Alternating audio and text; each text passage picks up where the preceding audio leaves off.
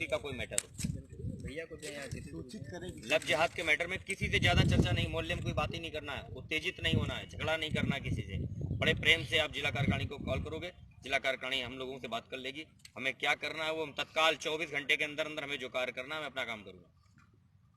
Media हमसे क्या कहेगी, मीडिया की बात की बात है।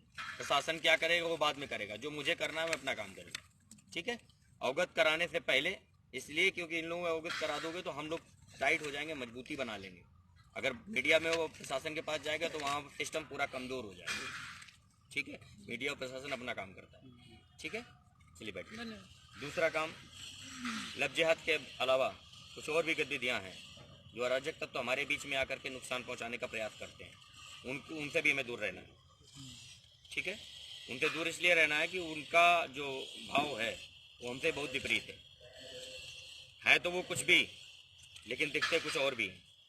तो समाज से हमें बहुत कुछ सीखने को मिलता है और उन लोगों को हमें हमारे बीच में आने की ज़रूरत भी नहीं है। ठीक है ना, तो प्रयास करें कि उनसे भी हमारे से बचाव रखें। जब परहेज करेंगे ना तो फ़ायदा ज़्यादा होगा, नहीं दवा का भी असर नहीं होने वाला। ठीक है, और तीसरा कार्य जो सबसे महत्वपूर्ण है, संगठित रहना। अगर किसी एक व्यक्ति की कॉल जाती है तो 11 बजे का टाइम है तो प्रयास करेंगे हम 11 बजे तक वहाँ पहुँचे। ठीक है, समय का विशेष ध्यान रखते हुए, और बस इतना ही काफ़ी है।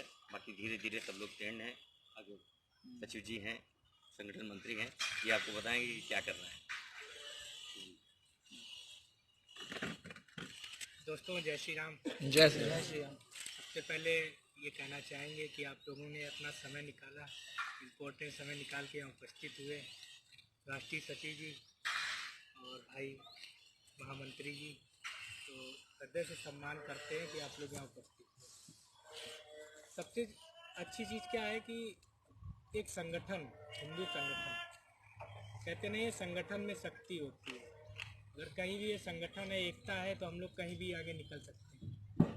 एक एग्जाम्पल देते हैं कि एक मैं हूँ हिंदू, एक मेरा दोस्त है मुसलमान, बहुत अच्छे दोस्त हैं, और हमारे उसके बीच में थोड़ा भेदभाव हो गया, लड़ाई हो गई। सामने एक मुस्लिम वर्ग का आदमी खड़ा है तो वो पता किसका साथ देगा? ये उनके अंदर एकता है, और हम लोग आपस में ही भेदभाव बनाए रखें।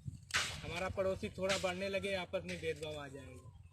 छोटी छोटी चीज़ें, बहुत चीज़ें हैं जो यही चीज़ ख़त्म करके हम लोगों को एक होना है। सहयोग की बात करें कि छोटा बड़ा मत देखो, कहीं भी किसी भी क्षेत्र में जाओ, लगे कि यार मेरे से हो सकता है, कोई गरीब जा रहा है, सहयोग करना है। शारीरिक रूप से करिए, धन रूप से नहीं, मैं ये नहीं कहता हूँ। ऐसे तो फिर देखा जाए बहुत हैं जो शाम तक 500 ले लेते हैं, एक एक दो करके, और शाम को क्या करते हैं आप भी जानते हैं, है ना। ये चीज़ें हैं, सहयोग करते रहना है आपस में। और शिक्षा की बात करें, सभी लोग इस समय पढ़ाई कर रहे हैं, तो शिक्षा ही इंसान को आगे तक ले जाती है, आप जानते होंगे। शिक्षा से सेल्फ डिफेंस से आगे जो भी अपना पूरा मेन टारगेट होता है। तो मेरा नाम शिवम कटियार है, मैं बिल्लौर क्षेत्र से रहता हूँ, जिला सचिव हूँ भगवापुर से। ये स्टार्टिंग है, और मैं यहाँ तक आने में कोई एकदम नहीं आज आ गए। एक मिशन से स्टार्ट किया था बिल्लौर में, 2 साल उसमें कार्यरत रहे। BIC इंटर कॉलेज में मिशन चलता था, बिल्लौर जन स्वाभिमान मिशन। और फिर इसके बाद थोड़ा और बड़े लगा कि यार इससे नहीं कुछ हो रहा है, तब जाके आज यहाँ मौका मिला है। और इस मौके का यही बस उद्देश्य है कि एक बड़ी टीम तैयार करनी है। और भगवा फोर्स का आप लोग मीन जानते हैं क्या मतलब है, कोई बता सकता है?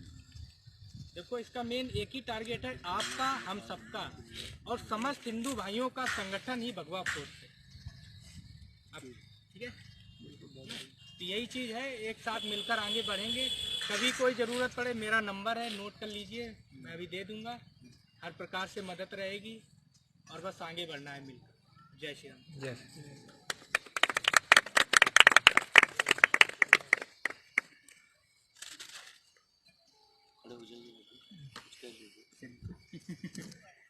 अब भैया ने हमारे जब सब कुछ बता दिया है तो हमारे लिए कुछ ज़्यादा बताने के लिए नहीं रहा है, लेकिन फिर भी ये कहने के लिए है कि आप लोग पहले तो सब लोग संगठित रहिए, दूसरी बात है कि अभी कार्यकारिणी घोषित हो गई, तो इसका मतलब ये नहीं कि नहीं हम ये हो गए, हम वो हो गए, अब आगे का काम नहीं देखना है। संगठन धीरे धीरे चल रहा है, जो जैसे चल रहा है उसको सक्रिय रूप देना है। क्योंकि हमारे भाई ये जैसे गुजैनी से हैं, अलग अलग क्षेत्रों से हैं, तो इसीलिए अलग अलग क्षेत्रों से बनाया है कि एक ही जगह के सब लोग नहीं होने चाहिए।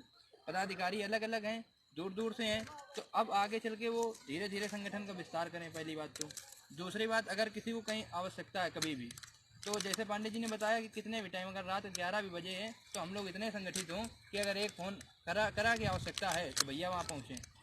फिर वो चाहे हम हो या शिवम भैया हो या पांडे जी हो, कोई भी, अगर आपको किसी को लगता है कि नहीं आवश्यकता है तो आप लोग फ़ोन करिए।